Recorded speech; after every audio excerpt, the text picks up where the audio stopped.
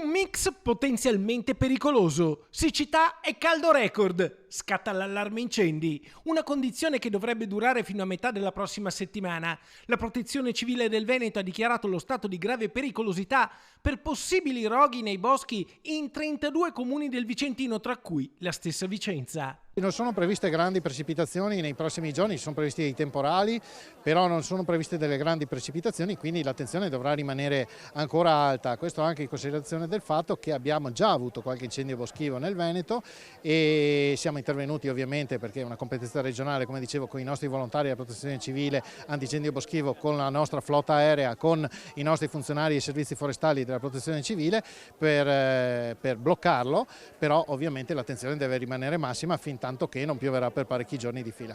Il termometro nei prossimi giorni, come in quelli passati, supererà nettamente i 30 gradi, con temperature ben maggiori alla media stagionale. Fino a quando verrà revocato lo stato di grave pericolosità, ovviamente, sono vietati tutti quei comportamenti che possono innescare incendi che poi diventa difficile contenere. Non accendere fuochi, non parcheggiare l'auto sopra l'erba secca, possibilmente non buttare mozziconi di sigaretta in zone che possono prendere fuoco, insomma consigli di buon senso che possono evitare grossi problemi, perché poi quando parte un incendio boschivo, soprattutto se c'è il vento, poi diventa molto difficile spegnerlo.